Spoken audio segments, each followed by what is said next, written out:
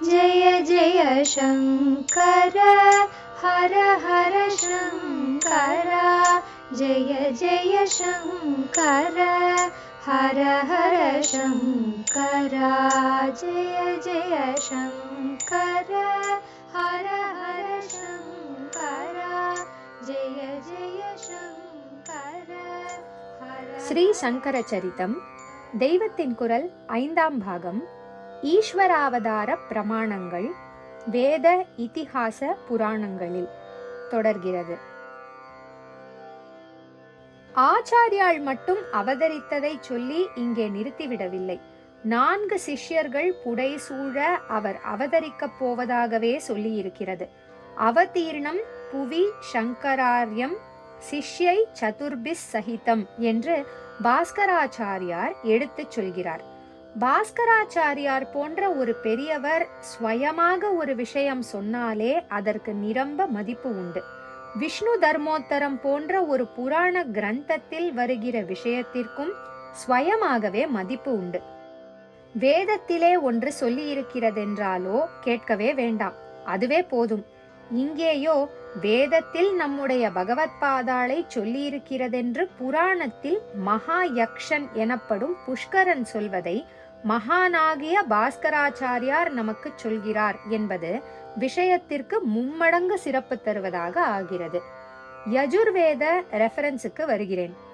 4 வேதங்கள் என்று சொன்னாலும் நடைமுறையில் சகல கர்மானுஷ்டானங்களுக்கும் ரிக் யஜுஸ் சாமம் என்ற 3 தான் முக்கியமாக இருக்கின்றன. 40 சம்ஸ்காரங்களில் வரும் யஜ்ஞங்களில் உபயோகப்படும் வேதங்கள் இந்த 3. அதனால் 4 என்று சொல்லாமல் 3 என்று பொருள் கொடுப்பதான த்ரயி என்றே வேதங்களை குறிப்பிடும் வழக்கம் இருக்கிறது. மேலே பார்த்த பாஸ்கரராயரின் ஸ்லோகத்தில் கூட வேத த்ரய வியாக்கியான என்றே வருகிறதல்லவா? இப்படி வேதங்கள் 3 என்கிற போது 1, 2, 3 என்பதில் 2 மத்தியில் உள்ளது போல ரிக் யஜுஸ் சாமம் என்பதில் யஜுர்வேதம் தான் மத்தியில் இருக்கிறது. மத்தியில் உள்ள விஷயத்திற்கு அதிக மதிப்பு, கௌரவம், நடுநாயகம் என்று சொல்வது அதனால்தான். கோயிலில் நடுமத்தியில் தான் மூலமூர்த்தியின் கர்ப்பகிரகம் இருக்கும். இப்படி யஜுர்வேதம் த்ரயீயின் நடுநாயகமாக இருக்கிறது. அந்த யஜுர்வேதத்தை எடுத்துக்கொண்டால் அதற்கு எது மத்தி? யஜுர்வேதம் 7 காண்டங்களாக பிரிக்கப்பட்டிருக்கிறது. 1, 2, 3, 4, 5, 6, 7 என்பதில் 4 தானே மத்தியில் இருக்கிறது. அதனால் 4ஆம் காண்டம்தான் யஜுர்வேதத்தின் மத்தியஸ்தானம். அந்த 4ஆம் காண்டத்தின் நடுவில் இருப்பது அதில் உள்ள பிரபாடகங்களில், அதாவது செக்ஷன்களில் 5ஆவதாக உள்ள ஸ்ரீருத்ரம். அதை ஸ்ரீருத்ர பிரஷ்னம் என்றும் சதருத்ரீயம் என்றும் சொல்வார்கள்.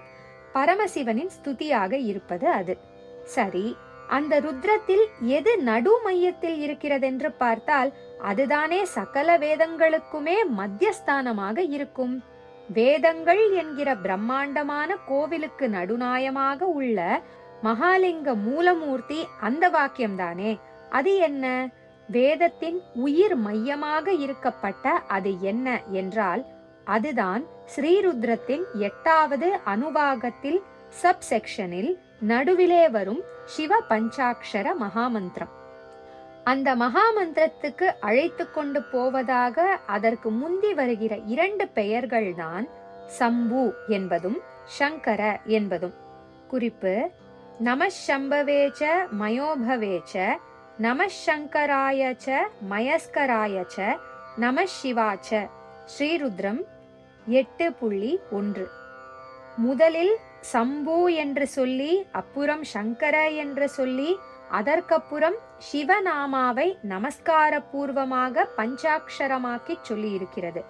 இப்படி சம்பு, சங்கர, பஞ்சாட்சரம் என்ற ஆர்டரில் சொல்லி இருப்பது நாம் பார்த்து கொண்டிருக்கிற விஷயத்திற்கு ரொம்பவும் ஆதரவாக இருக்கிறது. எப்படி என்றால், பஞ்சாட்சரத்தை ஆச்சாரிய முகமாக உபதேசம் வாங்கி கொண்டுதான் சொல்ல வேண்டும். ஆச்சாரியாள் என்றாலே இவர்தான் என்னும்படி இருந்த சுகதாச்சாரியாள் நம்முடைய சங்கர பகவத் பாதர்கள்தான். இவர் இப்படி அவதாரமாக வருவதற்கு முன்னால் எப்படி இருந்தார்? சம்புவாக இருந்தார் என்று பார்த்தோம். சம்புவாக பேசாமல் இருந்த ரூபம், அப்புறம் அவர் சங்கர குருவாக எடுத்துக்கொண்ட பேசும் ரூபம், அதற்கப்புறம் குருமுகமாக பெற வேண்டிய பஞ்சாட்சர ரூபம் என்று வரிசை கிரமமாக காட்டிக் கொடுப்பது போலவே சம்பவே சங்கராய, அதற்கப்புறம் பஞ்சாட்சரம் என்று ஸ்ரீருத்ரம் சொல்லிக் கொண்டு போகிறது. சம்புவின் அவதாரம்தான் சங்கரர் என்பதற்கு இங்கேயும் ஸ்ருதி பிராமாண்யம் கிடைக்கிறது. இது எனக்கு தோன்றியது. ஸ்ரீருத்ரத்துக்கு பாஷ்யம் செய்தவர்களில் ஒருவருக்கு இந்த ருத்ர சுக்தத்திலேயே இன்னோரிடத்தில் ஆச்சாரியாளை பரமசிவாவதாரமாக சொல்லி இருப்பதாக தோன்றி அதற்கு புஷ்டியான காரணம் காட்டி உறுதிப்படுத்தி இருக்கிறார். குறிப்பு: அபினவ சங்கரர். இவர் காஞ்சி ஸ்ரீமடத்தின் 38வது பீடாதிபதிகளான அபினவ சங்கரர் அல்ல. இவர் அதே பெயர் கொண்ட வேறொருவர். அது என்னவென்றால், லோகத்தில் உள்ள சகல தினசான ஜனங்கள், பிராணிகள், சேத்தன அச்சேதன வஸ்துக்கள் எல்லாமே ருத்ரஸ்வரூபம்தான் என்று விவரிப்பதாக இந்த சுக்தத்தின் 2ஆம் அனுவாகத்தில் இருந்து 8 அனுவாகங்களில் மந்திரங்கள் இருக்கின்றன. இதில் சரியாக 300 மந்திரங்கள் இருப்பதால் இதையே ருத்ர திரிஷதி என்று நாமாவளியாக்கி 300 அர்ச்சனை பண்ணுகிறோம்.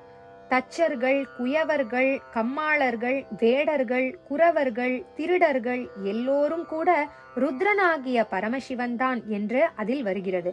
திருடர்களின் தலைவனான பக்கா திருடன் கூட அவன்தான் என்று வருகிறது. தஸ்கராணாம் பதி என்று இப்படி அதில் வருவதைத்தான் ஞான சம்பந்தரும் உள்ளம் கவர் கள்வன் என்று சொன்னது. விருட்சமா, புல்லா, வெள்ளமா, அலையா, மழையா, காற்றா, அதெல்லாம் கூட சிவஸ்வரூபம்தான். ஒரு மாடாகட்டும், நாய்தான் ஆகட்டும், அல்லது அந்த நாய் மாம்சத்தை தின்னும் சண்டாளனே ஆகட்டும், இதுவெல்லாமும் அவன்தான் என்றிப்படி சகல சராச்சர, அதாவது சராச்சர என்றால் சர அச்சர, சர என்பது அசையும் வஸ்துக்கள், அச்சர என்பது அசையாத வஸ்துக்கள், அதாவது ஜீவ பிரபஞ்சம் ஜட பிரபஞ்சம் முழுதும் சேர்ந்தது சராச்சரம். இப்படிப்பட்ட சகல சராச்சர வஸ்துக்களிலும் ஏக பரமாத்ம ஸ்வரூபத்தை தெரிவிப்பது ஸ்ரீருத்ர பிரஷ்னம். இப்படி லோகத்தில் உள்ள பல வஸ்துக்களாக இல்லாமல் பரமேஸ்வரனாக நாம் தெரிந்து கொண்டுள்ள ரூபத்தில் அவன் ஒருத்தனுக்கு மட்டுமே இருக்கும் நாமாக்களும் நடுநடுவே வருகின்றன. இவற்றை அசாதாரண நாமாக்கள் என்பார்கள். நாம் சாதாரணம் என்றால் ஆர்டினரி என்றும், அசாதாரணம் என்றால் ரொம்ப விசேஷமாக அபூர்வமாக இருப்பது என்றும் அர்த்தம் பண்ணிக்கொள்கிறோம். வாஸ்தவத்தில் சாதாரணம் என்றால் பொது, காமன், அசாதாரணம் என்றால் தனிப்பட்டது, ஸ்பெசிபிக்.